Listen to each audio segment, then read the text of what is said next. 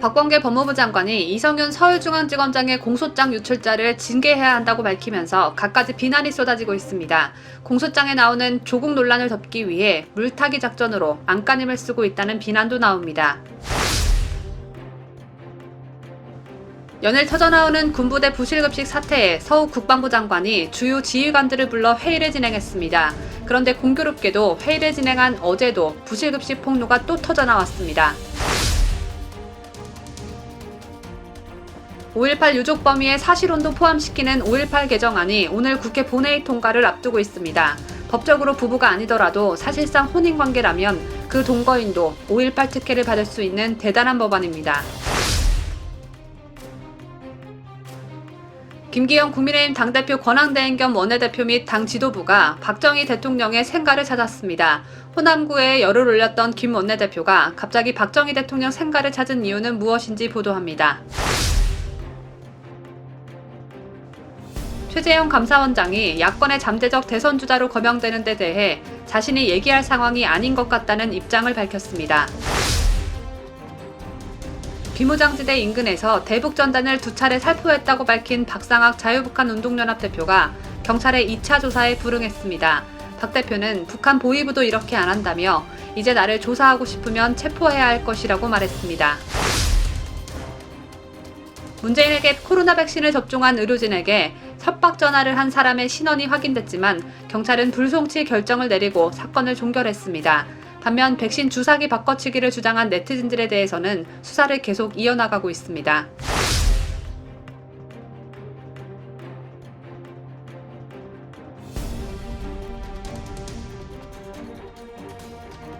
시청자 여러분 안녕하십니까? 뉴스데일리 베스트 민앵커입니다. 문재인은 대선 당시 공무원 17만 4천 명을 증원하겠다고 공약했습니다. 그때 조금이라도 나라를 걱정하는 국민들이 많았다면 이 공약 하나로도 문재인에게 표를 줬으면 안 됐습니다. 여러분 아시다시피 우리나라는 출생아가 사망자보다 적은 인구 감소 현상이 뚜렷한 나라이고 국민 세금으로 채운 나라 국간 역시 빠른 속도로 비어가고 있습니다. 그런데 이런 와중에 공무원 수를 늘린다는 건 급격하게 늘어나는 공무원을 미래 세대에게 먹여 살리라고 하는 무책임한 짓입니다. 공무원 증원의 피해는 한두 가지가 아닙니다. 무엇보다 한 번 늘린 공무원은 정년까지 보장돼 절대 줄지 않습니다. 늘어난 공무원 수만큼 각종 인건비와 공무원 연금 등에 투여되는 재정 수요도 눈덩이처럼 불어나게 되죠. 더 큰 문제는 공무원 증가가 민간인의 활력을 떨어뜨린다는 점입니다. 공무원 증원으로 인한 재정 지출 확대는 더 많은 세금과 국채 발행을 유발해 기업 투자와 소비를 위축시키고 민간 일자리까지 줄어들게 만들기 때문입니다. 여기에 대해 공무원이 늘면 규제도 따라서 늘어난다는 것은 상식이죠. 큰 정부로 치닫다가 국가 부도 위기를 맞은 그리스의 사례를 우리가 좀 새겨볼 필요가 있습니다.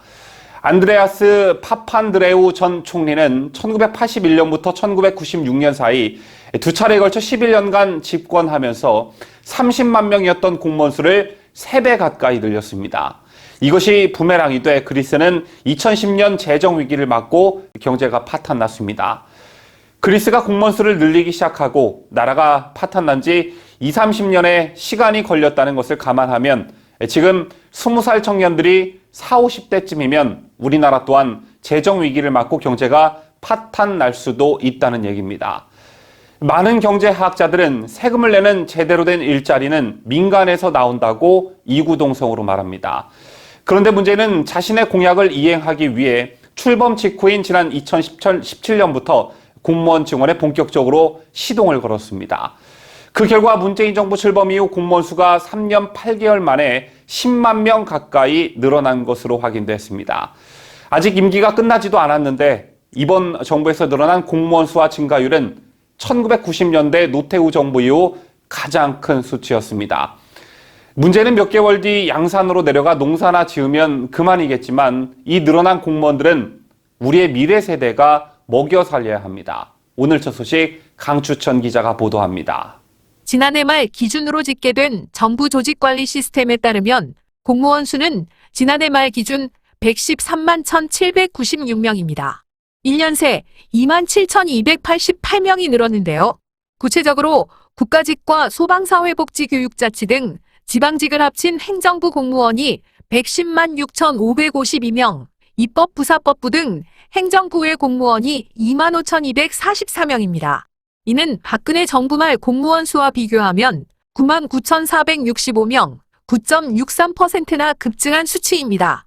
현 정부 출범 전 약 20년간 늘어난 공무원 수를 추월했습니다. 문 정부가 출범한 지 만 4년도 되지 않은 기간 3년 8개월에 달성한 기록이기도 합니다. 정권별로 보면 큰 정부를 지향하며 공무원 수를 대폭 늘린 것으로 평가받는 노무현 정부 때는 7만 4,445명 8.23%를 늘렸습니다. 이명박, 박근혜 정부 때는 각각 1만 2,116명 1.24%, 4만 1,504명 4.19% 증가했고 김영삼 정부 때는 4만 9,581명 5.59% 늘었으며 외환위기를 맞았던 김대중 정부는 공무원 수를 3만 1,494명 3.37% 줄였습니다. 이에 따라 재정 부담에 대한 우려는 커지고 있습니다. 국회 예산정책처는 공무원 17만 4천 명을 구급 공무원으로 순차 채용하는 것을 전제로 30년간 327조 7,847억 원의 비용이 들 것으로 분석했습니다. 앞으로 국가가 공무원 군인 등에게 미래에 지급할 돈인 연금 충당부채도 해마다 늘어 지난해 기준으로 1,044조 7천억 원에 달했습니다. 이미 공무원 군인 연금에선 매년 적자가 발생해 정부가 적자를 보전해주고 있는데 이는 결국 국민의 세금이나 자식 손자 등 미래 세대의 부담으로 돌아옵니다. 이와 관련해 한국개발연구원장과 대외경제정책연구원장 등을 역임한 현정택 정석이나 학원 이사장은 정보화 시대의 철밥통이라 불리는 공무원을 대거 뽑기 위해 자원을 낭비해야 하는지 재고할 필요가 있다고 우려했습니다. 그러면서 현 이사장은 올해 구급국가직 공무원 5,662명을 뽑는데 약 20만 명이 몰렸다면서 한창 일할 청년들이 아까운 시간을 시험 준비에 쏟는 건 국가적 손실이라고 지적했습니다. 자유대한민국을 수호하는 유대배 강추천입니다. 이재용 삼성전자 부회장을 석방하라는 목소리가 점점 거세지고 있는 가운데 한국 주재 미국 기업 800여 개를 회원으로 둔 주한 미국 상공회의소가 문재인에게 서한을 보내 이재용 삼성전자 부회장의 사면을 촉구했습니다.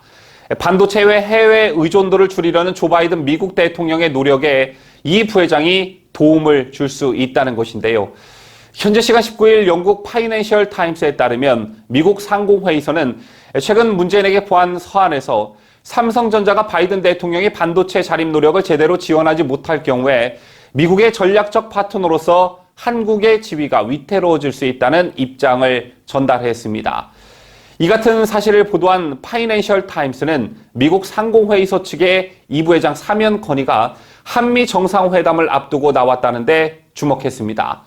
미국 정부는 코로나19에 따른 경제 위기를 계기로 반도체 등 핵심 기술 산업 공급망의 자립을 추진하고 있다며 삼성전자가 텍사스주 오스틴에 반도체 공장을 두고 있고 현재 뉴욕주 버팔로, 애리조나주 피닉스, 오스틴 세 곳 중 한 곳의 반도체 생산 시설을 증설하는 방안을 검토하고 있다는 사실을 언급했습니다.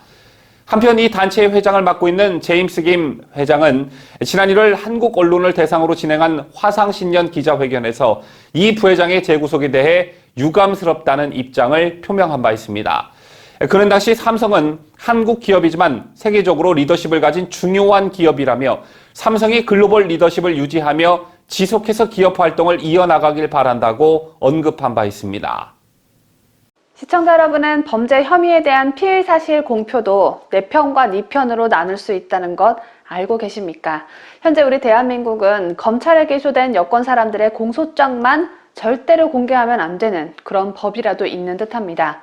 이성윤 서울중앙지검장의 공소장이 공개될 건과 관련해 박범계 법무부 장관이 연일 무리수를 두고 있죠. 내로남불 논란에도 박범계는 공소장 유출자는 징계해야 한다고 주제넘는 엄포를 놓았습니다. 법무부 관계자는 어제였던 20일 공소장 유출자의 징계 수위는 대검의 진상조사 결과가 나와봐야겠지만 징계 사안이라는 데는 이견이 전혀 없다고 말했습니다. 그러면서 공소장을 유출한 자에 대한 징계 방침을 밝혔는데 이 관계자는 근거 규정으로는 국가공무원법상 비밀 엄수 의무, 품위 유지 의무 위반 등을 적용할 수 있다고 주장했습니다. 공소장 유출자를 대상으로 한 징계 논의는 법무부의 수장인 박범계의 지시로 이뤄졌습니다. 박범계는 그간 대한민국의 수치인 검찰에 기소된 이성윤 서울중앙지방검찰청장의 공소장이 유출된 것에 불편한 심기를 주구장창 계속해서 드러내왔죠. 공소장 내용이 보도된 직후에는 언론 보도를 차곡차곡 쌓아놓고 있다고 마치 언론을 협박하듯 말하기까지 했으니 가히 이자가 대한민국의 법무부 장관인지 전과 18범쯤은 되는 협박범인지 헷갈릴 정도입니다. 법무부는 공소장 유출자가 형사사건 공개 금지 등에 관한 규정과 국가공무원법상 비밀엄수의 의무, 품위 유지 의무 등을 위반했다는 주장이지만 법조계에서는 이와 반대되는 해석이 나옵니다. 홍세욱 법무법인 HC 대표 변호사는 이성윤 지검장의 공소장은 유출자가 타인에게 직접 열람하게 한 것도 아니고 그대로 복사한 사본을 내보낸 것이 아니라 편집을 거쳐 퍼져나간 것으로 한다며 이 경우에는 해당 규정을 적용하기에 무리가 있어 보인다고 지적했습니다. 이창현 한국외대 법학전문대학원 교수는 수사가 진행되고 있는 시점에서는 당연히 수사 사실이 외부에 노출되면 안 되지만 기소한 뒤에는 재판이 공개되는 것처럼 공소장도 알 권리 차원에서 공개될 수 있다며 형법이 기소 이전에 피의 사실 공표만을 처벌하도록 하는 것도 같은 맥락이라고 말했습니다. 문재인 정부 초기 대검 검찰개혁위원을 지낸 김종민 변호사는 자신의 페이스북에 수사 종결 후 기소 결정문인 공소장은 피해 사실 공표에도 해당하지 않고 수사 기밀도 아니다라며 감찰할 사안이 되는지 극히 의문스럽다고 지적했습니다. 이성윤 공소장에 조국과 박상기 전 법무부 장관 등 생각지도 못한 자들의 이름이 나오다 보니 당황한 박범계가 물타기에 급급하다는 주장도 나옵니다. 조국에 대해 박범계가 직접 대고 갖다붙어 말할 수가 없으니 유출자 색출에만 집중하면서 이슈몰이를 하고 있다는 것입니다. 그런데 마땅한 처벌 규정이 없다 보니 비밀 엄수 의무나 품위 유지 위반 같은 거나 갖다 붙이고 앉아있는 박범계인데 그런데 그러는 너는 왜 과거 박근혜 정부 때 이른바 국정농단 사건 수사 상황을 공개하라고 했습니까? 현재 이성윤 공소장 유출자를 처벌해야 한다면 박범계도 함께 처벌받아야 공평하지 않을까요? 정권의 충견 노릇을 한 이성윤에게 검찰총장직을 하사해도 모자랄 판인데 반대로 재판을 받는 상황에 이르게 해서 마음이 불편하고 미안한 그 심정은 알겠는데 세상을 좀 일관되게 살길 바랍니다. 이런 가운데 국민의힘은 박범계가 검찰에 기소된 이성윤 서울중앙지검장을 직무에서 배제하지 않고 있다며 직무유기 혐의로 검찰에 고발했습니다. 태영호 전주회 국민의힘 의원은 20일 대검찰청에 박범계 법무부 장관 이성윤 서울중앙지검장 직무배제 해태와 관련 직무유기죄 고발장을 제출했습니다. 태 의원은 자신의 유튜브 채널을 통해 그간 정권의 수사를 먹는 하마, 방탄검사로 평가받던 이성윤 지검장이 정권 비호 혐의로 지금 기소된 상태였습니다. 그런 그가 서울중앙지검장 자리에 계속 버티고 있습니다. 이성윤 지검장이 지위와 권한을 남용하여 자신의 비위 행위를 덮으려는 행위에 대해서 법무부 장관이 아무런 조치를 취하지 않은 것은 명백한 직무유기입니다. 직무유기를 물어야 할 부처는 법무부뿐만은 아니죠. 부실급식에 이어 불량의복 사태까지 벌어진 군의 문제, 이를 책임져야 할 서욱 국방부 장관에게도 직무유기죄를 물어야 하지 않을까 싶은데요. 일선 부대에서 부실급식 폭로가 끊임없이 지속되자 서욱 장관이 전군 주요 지휘관을 모아 대책을 논의했습니다. 그런데 참 당황스럽게도 서욱 장관이 긴급회의를 개최한 어제 역시 부실급식 폭로가 또 터져 나왔습니다. 국방부에 따르면 서욱 국방부 장관은 20일 육해공군 참모총장, 해병대 사령관을 비롯해 100명이 넘는 야전부대 지휘관들과 영상으로 전군 주요 지휘관 회의를 진행했습니다. 앞서 지난 7일 급식 문제 등 코로나 격리 장병의 열악한 처우가 곳곳에서 폭로되자 장관이 전군 지휘관 회의를 소집하고 종합대책을 발표한 지 불과 13일 만에 다시 주요 지휘관들을 모아 상황 관리에 나선 것입니다. 일선부대 장병 등이 부대 생활과 관련된 글을 게시하는 페이스북 커뮤니티 육군훈련소 대신 전해드립니다에는 여전히 매일같이 각 부대의 부실한 급식을 폭로하는 글이 올라오고 있습니다. 이날 역시 국군지휘 통신사령부 예하부대 격리장병이라고 밝힌 한 작성자가 식단에 적혀 있는 반찬과 국이 나오지 않았다는 글을 게재했습니다. 식단엔 분명 적혀 있는 메뉴인데 실제로는 그 메뉴가 포함되지 않았다. 참 이해가 되지 않는 부분인데 이해를 돕기 위해선 이렇게밖에 해석할 수 없겠습니다. 식재료를 구입할 돈이 없어서 실제 식단에 포함하지 않았다. 군 장병들 식단에 쓰여야 할 예산을 누군가가 빼돌렸다. 그게 아니라면 우리나라는 군인들 밥도 제대로 못 챙겨줄 정도로 찢어지게 가난한 나라다. 이런 결론이 나올 수밖에 없는 상황 같습니다. 어제 보도해드렸듯이 급식 문제와 맞물려 장병들이 입는 피복류 수십만 벌이 땀 흡수가 제대로 되지 않는 불량품인 것으로 드러나면서 장병들의 의식주 전반에 걸친 문제가 수면 위로 떠오르고 있는 형국입니다. 어제 국회에서는 법제사법위원회 전체 회의가 열렸습니다. 당초 이날은 26일로 예정된 김호수 검찰총장 후보자의 인사청문회 관련 논의를 시작으로 각 상임위를 통과한 99개 법안을 처리할 계획이었습니다. 그러나 민주당 윤호중 원내대표가 어제 회의를 소집한 다음에 법사위 간사인 같은 당 백혜련 의원에게 사회권을 위임했고 이후 민주당은 야당의 반발 속에 박주민 법사위 간사 선임을 가결시켰습니다. 가슴팍에 희한한 배지들을 주렁주렁 달고 다니는 박주민은 얼떨결에 법사위원장 자리에 앉게 됐고 그로 인해 여야 간 갈등은 고조됐습니다. 의사일정 변경도 민주당 마음대로, 간사 선출도 민주당 마음대로, 단독으로 간사 선출하는 것도 문제고 우리는 이게 절차 위반이라서 무효라고 이야기했잖아요. 그리고 법안 심사에 대해서는 내가 합의를 해줬고 통과를 전제로 의사일정을 올렸잖아요. 그러면 야당 간사에게 법안 심사를 사회권을 넘겨주면 그 한도 내에서 법안 처리하겠다고 우리가 제안을 했잖아요. 그런데 일방적으로 의사일정을 변경해서 법안 심사부터 상정하는 이유가 뭡니까? 임대차 3법, 임대차 3법 날치기 처리해가지고 부동산 시장 좋아졌습니까? 사고가 아니에요. 예? 윤호중 위원장이 자신이 트랜스포머가 아니기 때문에 사회를 못 본다는 거 아닙니까? 예? 그게 국회법상 사고의 사유가 되는 거예요. 트랜스포머는 상황에 따라 자신을 변신시키는 일종의 로봇입니다. 윤호중이 민주당 원내대표 당선에 따라 법사위원장직을 내려놓기로 했지만 여야의 차기 위원장 합의 지연으로 윤호중의 법사위원장직은 여전히 유지하고 있는 상태였는데 윤호중은 자신은 트랜스포머가 아니다라며 어제는 위원장 역할을 지멋대로 하지 않은 것입니다.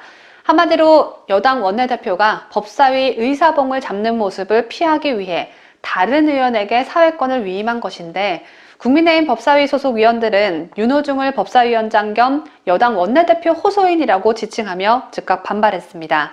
이들은 성명문을 통해 국회법에는 위원장 사고 시 간사가 직무를 대리하도록 돼 있다. 윤호중 원내대표가 교통사고도 아니고 국회에 있으면서 사고를 호소하고 있는 것이라고 지적했습니다.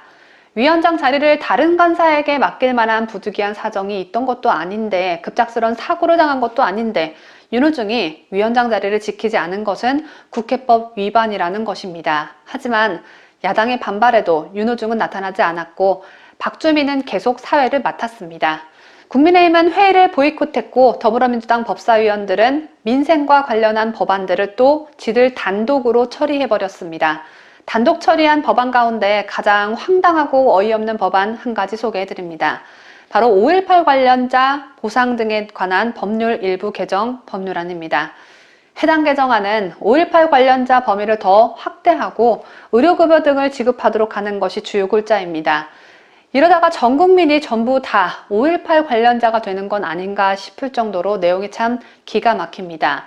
5.18 지원금을 받는 사람 중 보건복지부 장관이 의료급여가 필요하다고 인정한 사람은 의료급여를 지원받을 수 있게 됩니다. 또 5.18 유족 범위에 사실혼 관계에 있는 배우자를 포함하고 관련자에 대한 복직이나 학사 징계 기록 말소 등을 가능하게 하는 근거도 마련했습니다. 법적으로는 혼인관계는 아니어도 같이 사는 동거인이라면 그 동거인도 5.18 특혜를 받을 수 있다는 것입니다. 법적으로 혼인관계인 사람에게 이런 혜택을 준다고 해도 어이가 없을 판인데 법적 부부가 아닌 사람에게도 5.18 혜택을 적용시킨다고 하니 이보다 더한 특급 대우는 없을 것 같습니다. 앞서 소관 상임위인 행정안전위원회는 지난 12일 해당 개정안을 의결해 법사위로 회부했고 이날 법사위를 통과함에 따라 바로 오늘인 21일 본회의 의결을 앞두고 있습니다. 본회의가 통과되면 우리의 세금은 5.18 관련자들과 사실혼 관계에 있는 사람들에게까지 쓰여지게 됩니다.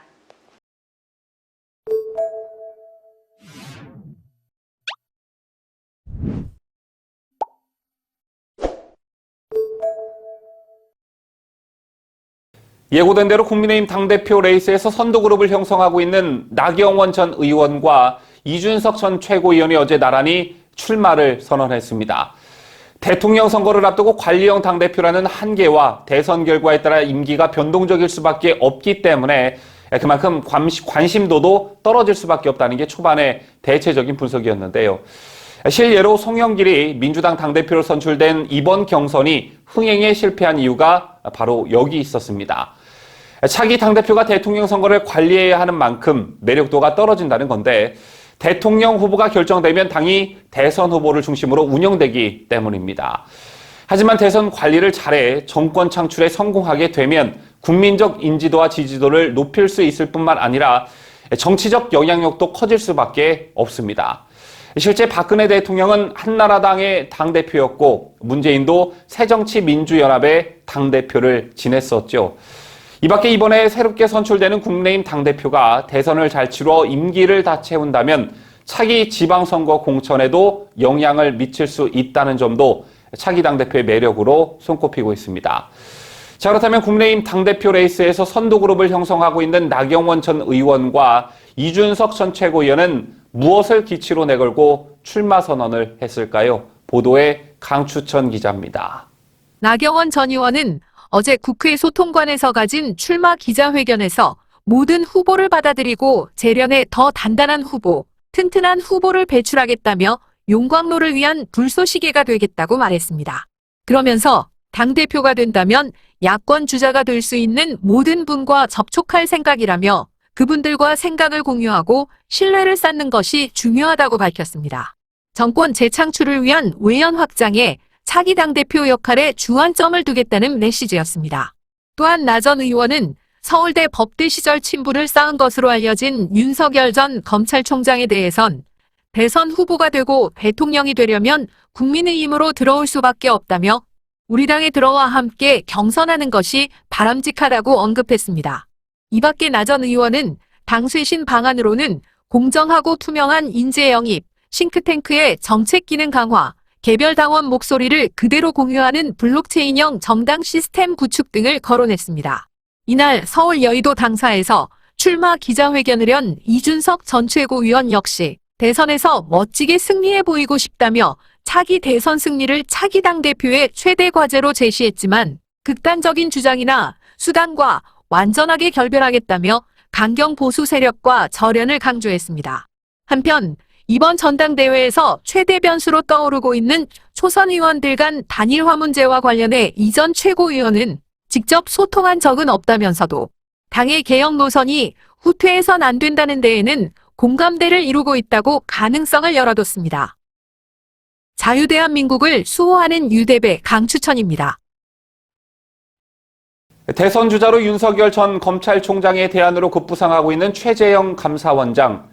이런 민심을 정치권도 인지했는지 최재형 감사원장에 대한 언급이 나오기 시작했죠.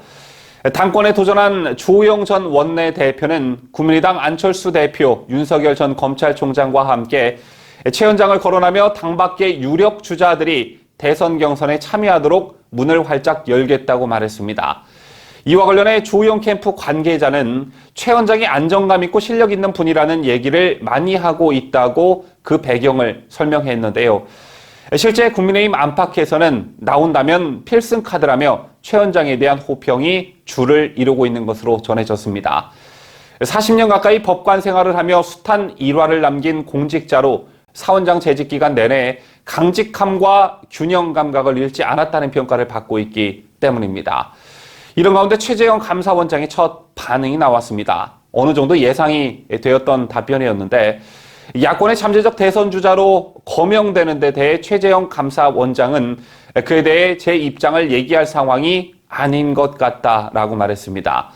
최 원장은 이날 연합뉴스와 통화에서 제가 무슨 말을 하더라도 이상한 상황이 되기 때문에 더 언급하지 않겠다라며 말을 아꼈는데요. 현직 감사원장이기 때문에 정치적 발언이 문제가 될 수 있음을 인지한 발언으로 보여집니다. 한편 최 원장의 임기는 내년 1월 1일까지로 공직선거법상 대선에 출마하기 위해선 임기 만료 90일 전에 사퇴해야 하는데요. 시간이 얼마 남지 않았습니다. 비무장지대 인근에서 두 차례 대북전단을 살포했다고 밝힌 박상학 자유북한 운동연합 대표가 예정된 경찰의 2차 조사에 불응했습니다. 박 대표는 어제 오후 2시 조사가 예정된 서울경찰청 청사에 방문했다가 조사를 받지 않고 발걸음을 돌렸는데요. 박 대표는 언론과 통화에서 북한 보위부도 이렇게 안 한다라며 이제 나를 조사하고 싶으면 체포해야 할 것이라고 말했습니다. 경찰은 앞서 지난 6일 박 대표의 사무실 등을 압수수색했습니다. 박 대표는 2차 조사를 앞두고 어머니와 동생의 자택에 대한 경찰의 압수수색이 진행되자 경찰 조사에 불응하기로 결심한 것으로 전해졌습니다.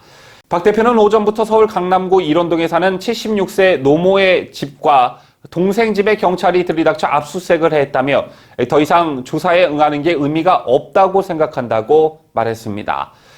경찰은 박 대표의 조사 일정을 다시 조율하겠다는 계획입니다. 우리 76세 된 우리 어머니 집하고 박정원 우리 동생네 집을 양쪽을 무자비하게 지금 압수수색을 하고 있습니다. 현재도 진행 중인 거예요.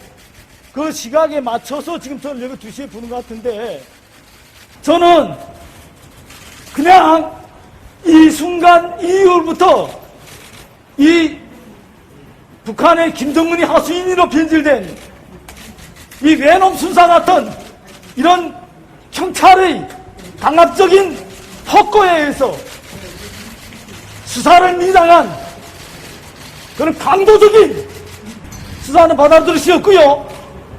나를 이제부터 이 순간에 수사를 하려면은 체포영장을 발부해서 저를 깜빵에 보내고 깜빵에서 하기 바랍니다. 너희들 체포영장들 그렇게 하고 나를 감옥에 넣어라.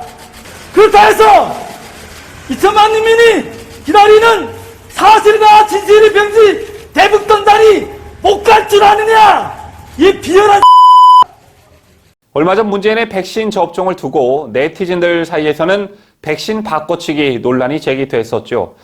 아스트라제네카 백신의 2차 백신 접종 간격을 8주에서 12주로 권고하고 있는데 특히 아스트라제네카 백신은 접종 간격이 길수록 항체 형성에 도움이 되는 것으로 알려져 표준 접종 간격을 11주에서 12주 사이로 운영하고 있습니다.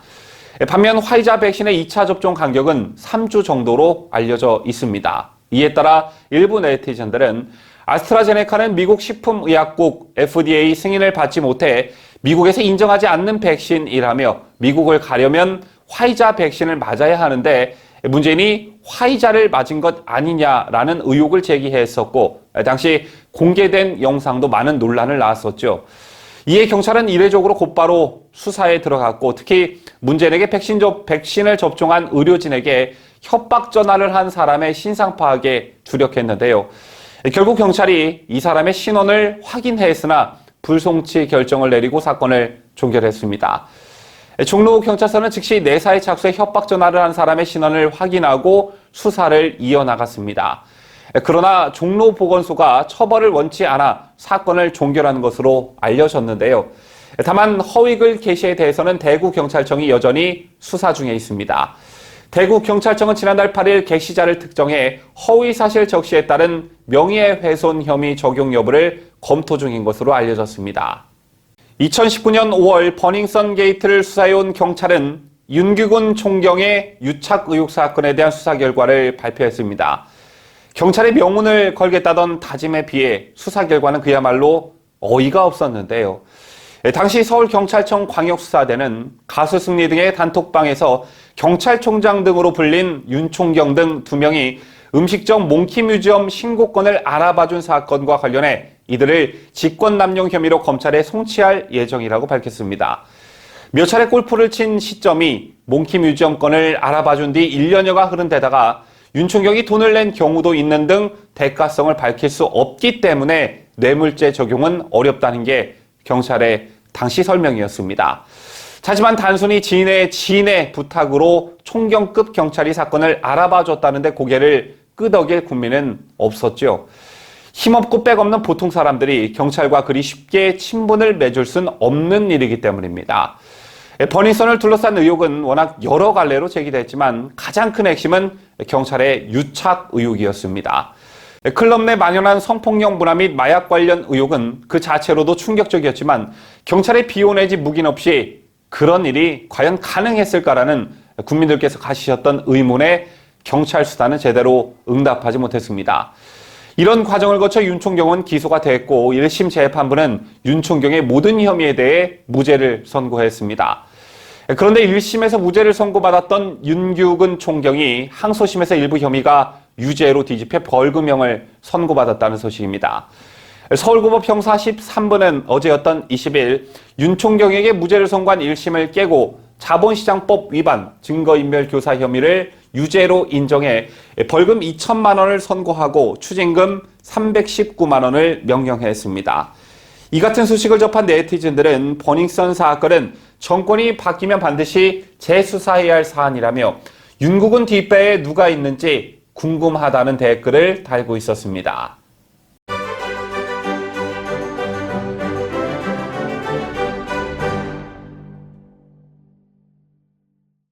저희가 준비한 소식은 다 전해드렸습니다. 20일 종합뉴스 영상에 구독자 여러분께서 남겨주신 소중한 댓글을 소개합니다. 먼저 제임스 와인님께서 서욱, 직무유기죄로 해임하고 군 전투력 저하시킨 죄와 군인인권 학살죄로 처벌하라 라며 군 부실급식 문제와 불량의복 뉴스에 대한 글을 남겨주셨습니다. 그리고 김희선님께서는 같은 뉴스에 대해 이런 의구심을 가지고 계셨습니다. 군대의 부식 및 의복이 부실한 것은 김여정의 지시인가? 라는 아주 합리적인 생각을 글로 남겨주셨습니다. 우리나라 장병들이 못 먹고 못 입어야 북한이 공격했을 때 제대로 못 막아낼 테니까 북한이 그렇게 지시했을 수도 있겠네요. 마지막으로 콩킴님께서 남겨주신 댓글입니다. 문가가 대통령 된 후에 분노지수만 올라갔다. 행복감은 사라졌다. 열심히 일하며 살아가는 국민을 세금 내는 기계로 생각하는 바람에 국가에 대한 충성심도 사라져버렸다. 문재인 정권이 들어선 이후 대한민국 국민들이 느끼는 행복지수는 박근혜 정부에 비해 반토막이 났다는 소식이 있었죠. 몇 계단 하락한 것도 아니고 자그마치 21위에서 42위로 떨어졌는데 행복은 인간에게 있어서 인생의 궁극적인 목표인 만큼 콩김님의 말씀이 참 마음 아프게 느껴집니다. 오늘 소개해드린 세 분 외에도 댓글 남겨주신 모든 분들께 감사하다는 말씀 드립니다.